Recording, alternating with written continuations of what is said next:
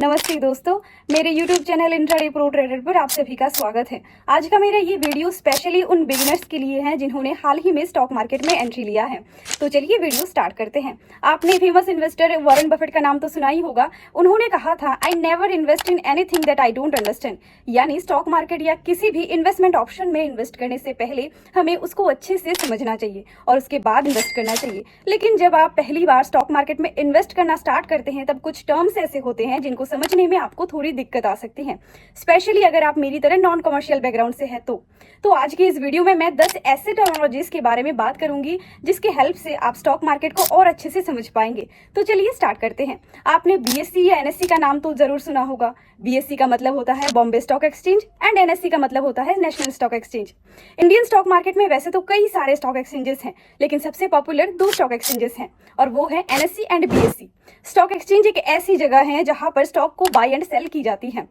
उसके buyers and sellers एक दूसरे से मिलते हैं, यानी स्टॉक एक्सचेंज बायर्स और सेलर्स के बीच एक प्लेटफॉर्म बनाता है। स्टॉक एक्सचेंज पर आप उन कंपनीज के शेयर्स को बाय और सेल कर सकते हैं जो उस स्टॉक एक्सचेंज पर लिस्टेड होती हैं। फॉर एग्जांपल, इंडिया का सबसे पुराना स्टॉक एक्सचेंज बीएससी यानी बॉम्बे स्टॉक एक्सचेंज पर 5000 से भी ज्यादा कंपनीज लिस्टेड हैं।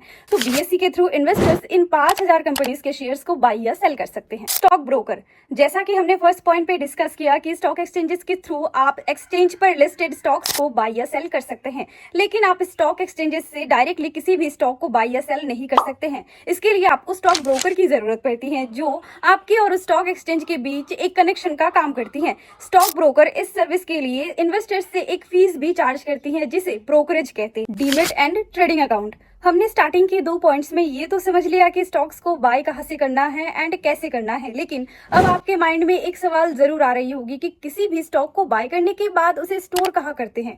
यहीं पर हमें डीमैट अकाउंट की जरूरत पड़ती है। डीमैट अकाउंट आपके बैंक अकाउंट की तरह ही एक डिजिटल वॉलेट होता है जो आपके शेयर्स और दूसरी सिक्योरिटीज को इलेक्ट्रॉनिक फॉर्मेट में स्टोर करता है। जब आप किसी भी ब्रोकर के थ्रू स्टॉक मार्केट में इन्वेस्ट करते हैं तो सबसे पहले आपके नाम से एक डीमैट अकाउंट ओपन किया जाता है और आपको एक डीमैट अकाउंट नंबर भी दिया जाता है। अब आप सोच रहे होंगे कि डीमैट अकाउंट तो सिक्योरिटीज को स्टोर करने में काम आती है, लेकिन फिर ट्रेडिंग अकाउंट का क्या रोल है? एक्चुअली डीमैट अकाउंट में आपके शेयर्स को स्टोर किया जाता है, लेकिन उनको बाय या सेल करने के लिए ट्रेडिंग अकाउंट की यूज किया जाता है। जब आप कोई स्टॉक बाय करना चाहते हैं तो आप पहले अपने बैंक अकाउंट से अपनी ट्रेडिंग अकाउंट में फंड्स ट्रांसफर करते हैं और उसके बाद बाय ऑर्डर प्लेस करते हैं। सिमिलरली स्टॉक्स सेल करने के लिए भी आपको अपने ट्रेडिंग अकाउंट से सेल ऑर्डर प्लेस करना होगा।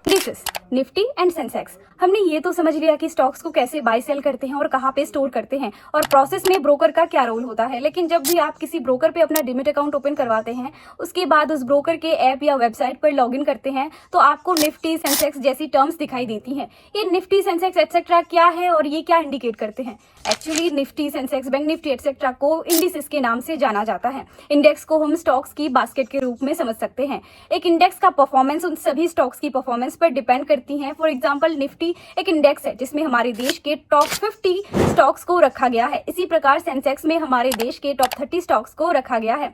तो Nifty in 50 stocks and Sensex in 30 stocks के ओवरऑल परफॉर्मेंस को इंडिकेट करती है। इसके अलावा निफ्टी एनएससी का बेंचमार्क इंडेक्स है एंड सेंसेक्स बीएससी का बेंचमार्क इंडेक्स है। Holding period. तो इस प्रकार हमने लास्ट पॉइंट में समझा कि इंडिसेस क्या होते हैं। अब आइए होल्डिंग पीरियड के कॉन्सेप्ट को समझते हैं। जैसा कि इसके नाम से आपको पता लग ही गया होगा, होल्डिंग पीरियड वो टाइम है जितने टाइम तक आप किसी स्टॉक को होल्ड करके रखते हैं। यानी अगर आप किसी स्टॉक को आज बाय करते हैं और आज से 2 साल बाद सेल करते हैं तो इस केस में आपका होल्डिंग पीरियड 2 साल का हो जाएगा। Delivery and intraday. तो इस प्रकार हमने होल्डिंग पीरियड के कॉन्सेप्ट को समझा, लेकिन कई बार ऐसा होता है जब आप एक स्टॉक को बाय करते हैं और उसी दिन सेल कर देते हैं तो इस केस में आपका होल्डिंग पीरियड कुछ सेकंड से लेकर कुछ आवर्स तक का हो सकता है। इस प्रोसेस को हम इंट्राडे ट्रेडिंग के नाम से जानते हैं और इन ऑर्डर्स को हम इंट्राडे ऑर्डर्स कहते हैं। लेकिन इसके ऑपोजिट, अगर आप किसी स्टॉक को आज बाय करके उसको आज के बाद किसी और दिन सेल करते हैं तो इन ऑर्डर्स को डिलीवरी ऑर्डर्स कहते हैं। तो इस प्रकार हमने इंट्राडे एंड डिलीवरी के कॉन्सेप्ट को समझ लिया। Bull and bear. जब आप स्टॉक मार्केट से रिलेटेड न्यूज या आर्टिकल्स पढ़ते हैं तो आपने ये जरूर नोटिस किया होगा कि उसमें बुल और बियर जैसे वर्ड्स का यूज किया जाता है। आपने ऐसा जरूर सुना होगा कि अभी बुल मार्केट चल रहा है या फिर अभी बियर मार्केट चल रहा है।